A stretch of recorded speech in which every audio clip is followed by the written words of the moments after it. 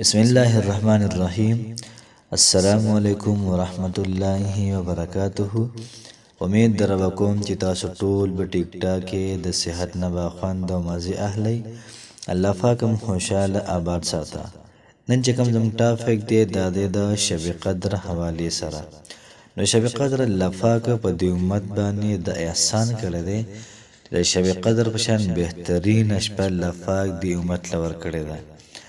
یاد ساتئ چې پیغمبر علیه الصلاۃ والسلام په دور کې جبرائیل علیه الصلاۃ والسلام راله او پیغمبر علیه الصلاۃ والسلام ته د بنی اسرائیل د یوسو بزرګانو د یوسو پیغمبرانو ذکر وکړو چې په هغه کې د 200 کال پورې هغوی د الله پاک بندگی کړې و.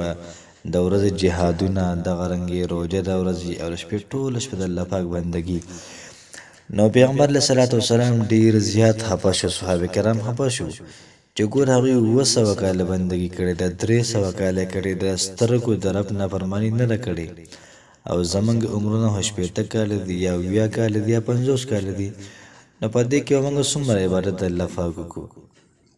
نو فرشته نازله شو ته خبر کېږه مو الله پاک تعالی یو شپه درکړه چې د هغه شپې نوم دی لیلۃ القدر یا ته شب قدر هم دا ویل شي.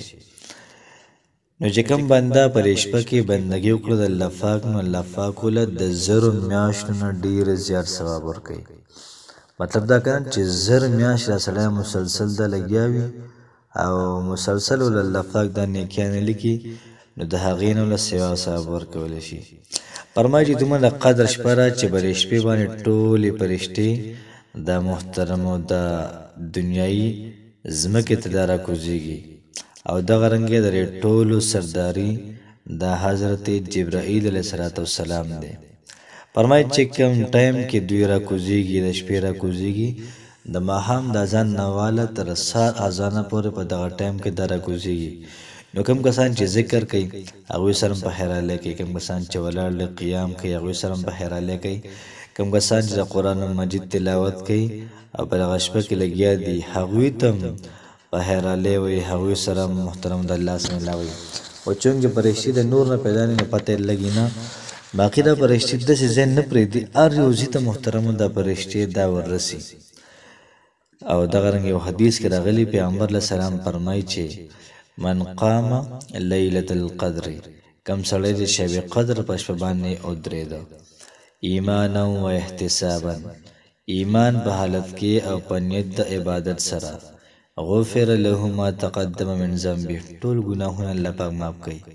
دوسونه بهترین شپه ده، ټول ګناهونه الله پاک زمونږ استاد معاف کوي. محترم کوشش وکړو چې په دې شپه کې د الله پاک بندگی د ډیر زیات وکړو او دا غرنګ په دغه شپه کې موږ الله پاک دا محترم او دا خوشاله کو. السلام علیکم ورحمت الله وبرکاته.